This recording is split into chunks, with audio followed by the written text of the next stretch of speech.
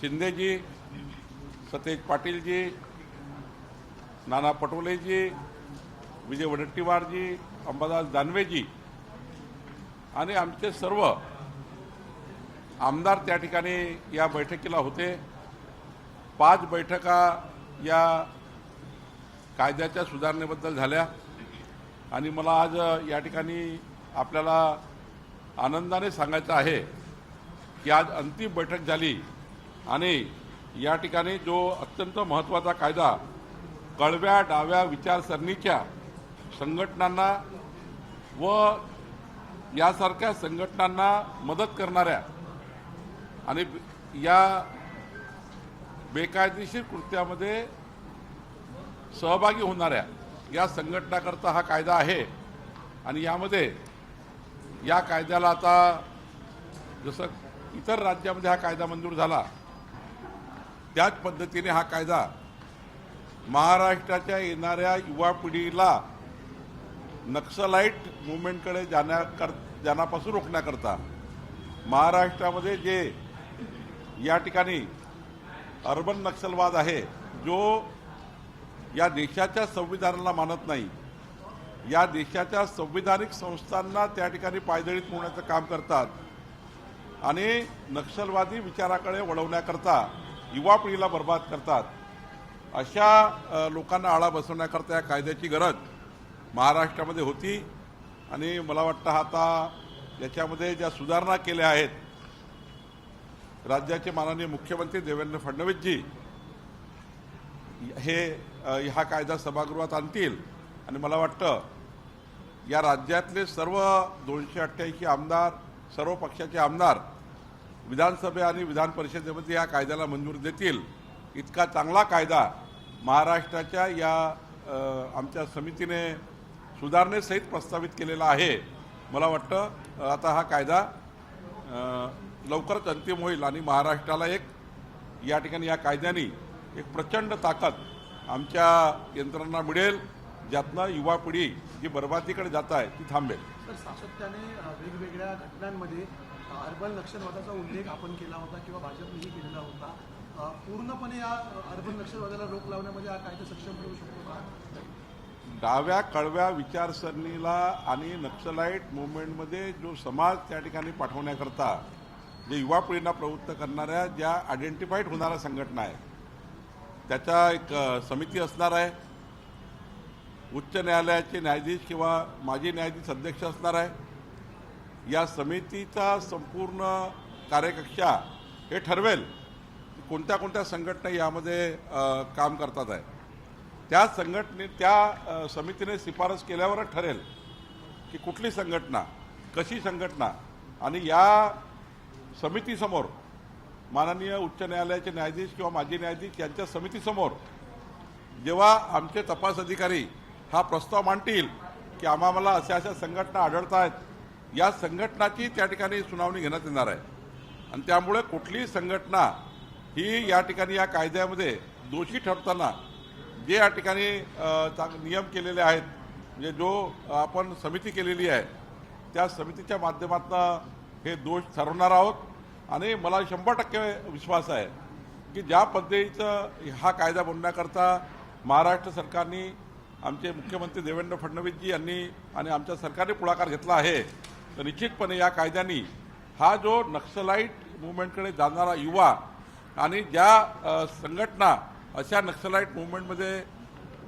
मूवमेंटला मजबूत करण्याकरता काम करतात त्या संघटनांना मोठा आळा बसेल। तुकडाबंदी संदर्भात एक महत्त्वाचा निर्णय झालेला आहे राज्यामध्ये, काय निर्णय आहे आणि कशा प्रकारे अंमलबजावणी? या अधिवेशनापूर्वी या राज्यामध्ये नागरिक क्षेत्र जे आहे म्हणजे महानगरपालिका, नगरपालिका, नगरपंचायत, PMRDA, NMRDA या भागामध्ये जे नागरिक क्षेत्र तयार झालं, नागरिक क्षेत्रामध्ये लोकांनी प्लॉटिंग केलं आणि प्लॉटिंग करताना 1 गुंठ्याचा प्लॉट केला, 2 गुंठ्याचे प्लॉट केले, पण गुंठेवारीमध्ये काही त्या ठिकाणी जो आपला तुकडेबंदी कायद्यामध्ये काही त्या ठिकाणी सुधारणा करण्याची गरज आहे, काही नोटिफिकेशन काढण्याची गरज आहे, काही त्या ठिकाणी सभागृहातही काही त्या ठिकाणी कायदा आणण्याची गरज आहे। या अधिवेशनामध्ये आम्ही राज्यातल्या जवळपास 2 लक्ष ग्राहक याच्यामध्ये आहे, ज्या ग्राहकांनी प्लॉट घेतले पण त्याच्या रजिस्ट्र्या होत नाही,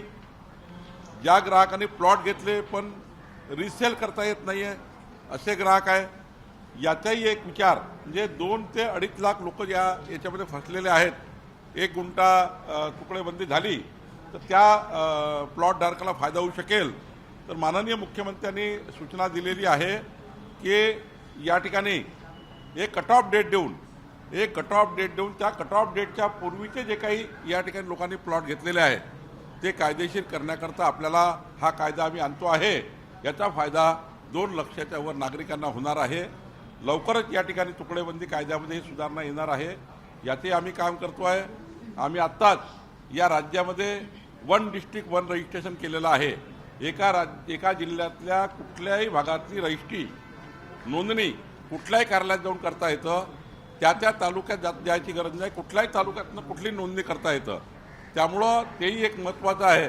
आणि आत्ता राज्यामध्ये मोठ्या प्रमाणावर तुकडेबंदी कायदा जो 1 गुंठे आम्ही करणार आहे याचाही मोठा फायदा रजिस्टर जे डॉक्युमेंट व्हायचे आहेत त्यांना आणि 1000 फुटाचा ज्यांनी प्लॉट घेतला शहरी भागात तो कायदेशीर करण्याकरता आम्ही या ठिकाणी महसूल खात्यामध्ये ही सुधारणा करतो आहे. सर, उद्धव ठाकरे यांनी पत्रकार परिषद घेतली आहे. त्यांनी असं म्हटलं की महाराष्ट्रद्रोही जे सरकार आहे ते हिंदी भाषा लादतं आहे. आमचा हिंदी भाषेला विरोध नाही, फक्त जी सक्ती आहे तिला विरोध आहे. नेमकं त्यांच्या भूमिकेकडे कसं बघताय? उद्धव ठाकरे महाराष्ट्राच्या जनतेमध्ये संभ्रम निर्माण करण्याचा प्रयत्न करत आहेत. उद्धव ठाकरेंना मताचं राजकारण करायचं आहे. माननीय मुख्यमंत्री आणि आमच्या सरकारने स्पष्ट केलं आहे की मराठी भाषा आमची कंपल्सरी भाषा आहे. मराठी भाषाच आमची अभिजित भाषा आहे. अभिजितचा दर्जा दिलेली भाषा आहे. मराठी भाषाच आमचा विद्यार्थी हा कंपल्सरी आहे. ही हिंदी ऑप्शनल आहे. आपणही 5व्या वर्गात जेव्हा शिकलो तेव्हा आपण त्या ठिकाणी हिंदी भाषा शिकायचो. कारण आता 3 भाषा प्रत्येकाला आली पाहिजे. देशात फिरताना, देशात फिरताना, देशाच्या इतर राज्यात जाताना, जगामध्ये जर विदेशात गेलो आपण तर इंग्रजी भाषा आपल्याला आली पाहिजे. देशात फिरताना हिंदी भाषा आली पाहिजे. महाराष्ट्रात फिरताना मराठी भाषा आपली असलीच पाहिजे. तर मराठी ही कंपल्सरी आहे. हिंदी भाषा, इंग्रजी भाषा ही ऑप्शनल भाषा आहे. त्यामुळं हे जे कन्फ्युजन तयार करताय मराठी समाजाच्या मतामध्ये किंवा मराठी नागरिकांमध्ये, हे केवळ मताच्या राजकारणात केलेलं ढोंग आहे. मताच्या राजकारणाकरता केलेला सोंगाळा धंदा आहे असं मला वाटतं. ठाकरे सुद्धा आंदोलनामध्ये ठाम आहेत. अजूनही दुसरे गेले होते. चर्चा फिसकटली आणि ते 6 तारखेला आंदोलन करणार आहेत. उद्धव ठाकरे सुद्धा नाही, मला वाटतं की भांडवल होते. राजसाहेबांचा मी आदर करतो, उद्धव साहेबांचाही त्या ठिकाणी आदर करतो, पण राजकीय भांडवल नको. जे सरकारने केलंच नाही आहे. मग वारंवार सरकार सांगताय की ऑप्शनल आहे. सरकारचा उद्देश क्लिअर आहे. सरकार चर्चा करायला तयार आहे समोरून. आमचे शिक्षण मंत्री जात आहे. माननीय मुख्यमंत्री वारंवार स्पष्ट करतायत की बाबा मराठी भाषाच ही कंपल्सरी आहे, ती मॅन्डेटरी आहे. ती मराठी भाषेतच आपण या ठिकाणी काम केलं पाहिजे, शिक्षण घेतलं पाहिजे. पण हिंदी भाषा ऑप्शनल आहे, इंग्रजी भाषा ऑप्शनलच आहे, या भाषा ऑप्शनलच आहे. मला वाटतं की सर्वांना कळतं या राज्यातल्या लोकांना.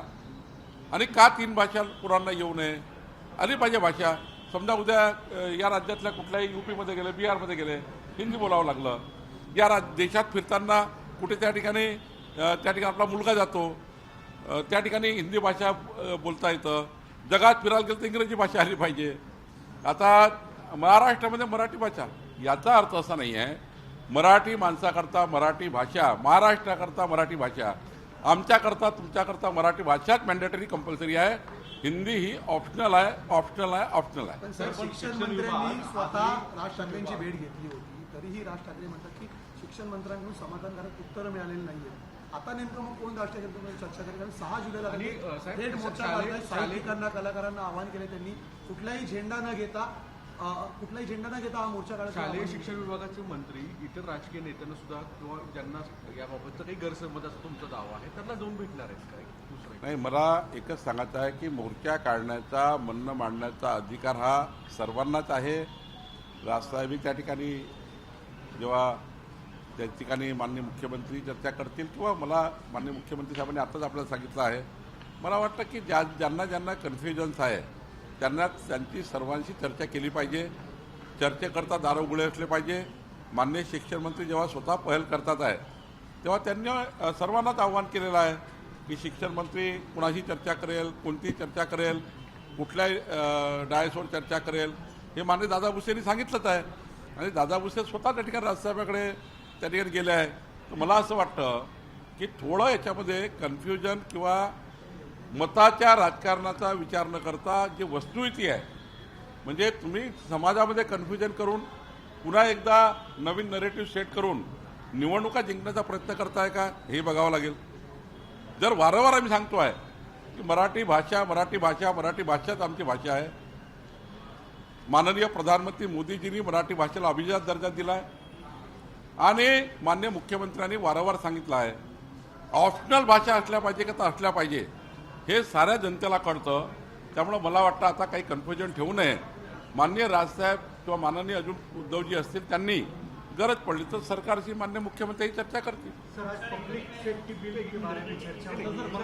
पुण्यातराव लोणीकर यांनी ज्या प्रकारे शेतकऱ्यांच्या संदर्भात वक्तव्य केलं नाही, माननीय मुख्यमंत्र्यांनी स्पष्ट केलं आहे, मी स्पष्ट करतो. पक्षाच्या कुठल्याही कार्यकर्त्याला, कुठल्याही नेत्यांना, कुठल्याही आमदारांना, कुठल्याही खासदारांना, जनप्रतिनिधींना बबनराव लोणीकरजी ज्या पद्धतीने बोलले त्या पद्धतीने बोलायचा अधिकार नाही. जे मी ऐकलेलं आहे, जे मी ते क्लिप बघितलेली आहे त्यावर मला असं वाटतं आम्ही जनतेचे सेवक आहे, आम्ही पब्लिक सर्वंट आहे, आम्ही जनतेचे मालक नाही, पब्लिक सर्वंट आहे. आम्ही जेव्हा जनतेचे मतं घेतो तेव्हा मतं घेताना पब्लिक सर्वंट म्हणतो आणि त्यामुळे पब्लिक सर्वंटनी कधीही अशा भाषा किंवा असे भाषणं करू नये. मी बबनराव लोणीकरजीला बोलणार आहे, यानंतर अशा पद्धतीचं कुठलंही स्टेटमेंट त्यांनी करू नये. पुण्यामध्ये आपल्या भाजपच्या कार्यकर्त्यांनी पुण्याकडून पोलिसांचा केला, त्याला पार्टीकडनं कारवाई केलेली आहे. पण असेच त्याच्यावर गुन्हा दाखल जरी झाला तरी कारवाई होत नाही, अटक होत नाही असा आता विरोधकांचा आरोप आहे की मुद्दाम संरक्षण दिलं जातं. पुण्यामध्ये जी घटना घडली त्या घटनेमध्ये मी स्वतः 2 दिवस लक्ष दिलं आहे. आमच्या प्रमोद कोंडरे जे भाजपाचे पदाधिकारी होते त्यांनी राजीनामा दिला आहे, तातडीने राजीनामा दिला. त्यांनी हे स्पष्ट केलं आहे की जो माझ्यावर आरोप लागला आहे त्या आरोपाला जोपर्यंत सिद्ध होत नाही तोपर्यंत मी भाजपाचा पदाधिकारी होणार नाही. पण त्यांनी काही पोलिसांकडे सबमिशन केले आहे, जे काही त्या ठिकाणी परिस्थिती होती आणि आमच्या त्या PI ताईंनी जे त्या ठिकाणी पोलिसांकडे तक्रार नोंदवली ती तक्रार, तिथले CCTV सर्व्हिलन्स आणि ज्या पद्धतीचं प्रमोद कोंडरेचं म्हणणं आहे, मला वाटतं एकदा सर्वच सत्य समोर येईल आणि जे सत्य असेल त्यावर कारवाई होईल. महाराष्ट्र में हमारे सभी के लिए बहुत जो अत्यावश्यक बिल था, महाराष्ट्र विशेष जनसुरक्षा कायदा, जो कायदा हम लाने वाले हैं, उस कायदे के लिए माननीय मुख्यमंत्री जी ने सभागृह में एक क्या क्या सुधारना होनी चाहिए, क्या क्या आकलन होना चाहिए, इसके लिए एक समिति मेरी अध्यक्षता में बनाई थी. इस समिति में हमारे शरद पवार जी के गठ के जो नेता है जयंत पाटिल जी, हमारे विधानसभा के सदस्य विजय वडेट्टीवार जी, हमारे विधानसभा के सदस्य विधानसभा गृह के नाना पटोले जी, शशिकांत शिंदे जी, जितेंद्र आव्हाड जी, सतेज बंटी पाटिल जी, हमारे वहाँ पर भारतीय जनता पार्टी शिवसेना के सारे विधायक, एक 25 नजीक सारे विधायकों ने इस समिति में काम किया. और मुझे इस बात का आनंद है कि हमारे सारे वरिष्ठ अधिकारी, DGP, हमारे ACS होम, हमारे वहाँ के इस विषय में काम करने वाले संदीप पाटिल जी और हमारे दोरजे जी, ये सारे लोगों ने इस पे काम किया. एक तरफ विधिमंडल ने काम किया, एक तरफ लॉ एंड जुडिशरी ने काम किया, एक तरफ पुलिस प्रशासन ने काम किया, एक तरफ सरकार ने काम किया. और जिस प्रकार से ये जो विधेयक आया है, ये जो कायदा हम लाना चाहते हैं, ये कायदा या जो कायदा है कि जो हमारे यहाँ जो एक नक्सलाइट मूवमेंट को हमारे महाराष्ट्र में नक्सलाइट मूवमेंट के तरफ युवाओं को आकर्षित करवाना, नक्सलाइट मूवमेंट को साथ देने के लिए उनको प्रोत्साहन देना, नक्सलाइट मूवमेंट देश में बढ़ना चाहिए, राज्य में बढ़ना चाहिए करके ऐसी संगठन इस महाराष्ट्र में आइडेंटिफाई हुई है जो समिति के सामने जाएगी। एक हमने इसके लिए बीच में मुख्य न्यायाधीश ये उच्च न्यायालय के न्यायाधीश या रिटायर्ड न्यायाधीश की समिति बनाई है, उनके सामने ये संगठन के नाम जाएंगे, तपास जाएगा, वो डिक्लेयर करेंगे कौन संगठन क्या प्रकार का कार्य कर रहा है।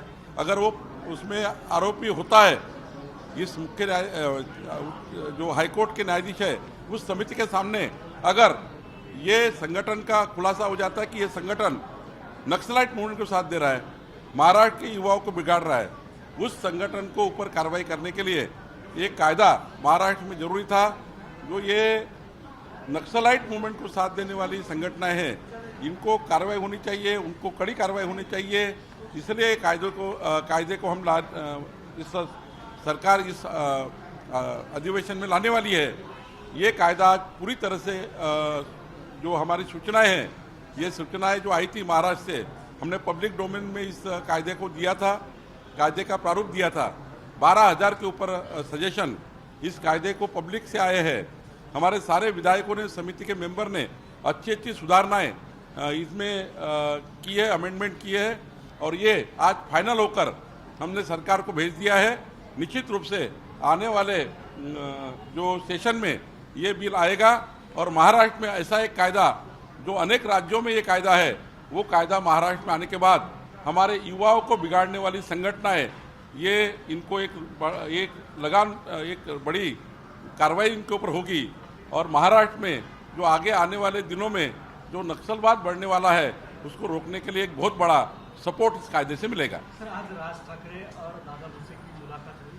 मुलाकात के दौरान राज ठाकरे का निराकरण नहीं हुआ है। राज ठाकरे की तरफ से कहा गया है 6 तारीख को वो प्रोटेस्ट करने वाले हैं। देखिए, माननीय राज साहब जी और माननीय सभी संगठन के लोग जो इस विषय को विरोध कर रहे हैं, माननीय मुख्यमंत्री जी ने और सरकार के बार बार सभी ने, और मैं भी आपको बहुत स्पष्टता से कहता हूँ कि मराठी भाषा ही इस महाराष्ट्र के लिए कंपलसरी है। हमारे प्रधानमंत्री मोदी जी ने मराठी भाषा को अभिजात दर्जा दिया है। हमारे मराठी भाषा को मजबूती देने का काम माननीय प्रधानमंत्री, हमारे मुख्यमंत्री देवेंद्र फडणवीस जी ने दिया है। तो मुझे लगता है कि ये जो कन्फ्यूजन तैयार हो रहा है, मराठी भाषा ही हमारी भाषा है, हिंदी भाषा, अंग्रेजी भाषा ये ऑप्शनल भाषा है। किसी भी बच्चे को 3 लैंग्वेज आनी चाहिए। ये हर घर में ही रहता है कि देश में कहीं बाहर बच्चा जाए तो हिंदी में बोले, विदेश में जाए तो अंग्रेजी में बोले, और महाराष्ट्र में और देश में मराठी बोलने के लिए तो मैंडेटरी है, हम बोलेंगे ही, हमारी भाषा वही है, हम उसके लिए ही काम कर रहे हैं। मराठी भाषा ही हमारी प्राइमरी भाषा है, हमारी भाषा मराठी ही रहनी चाहिए, लेकिन एक वहाँ पर ऑप्शनल होना चाहिए। एबीपी माझा, उघडा डोळे बघा नीट।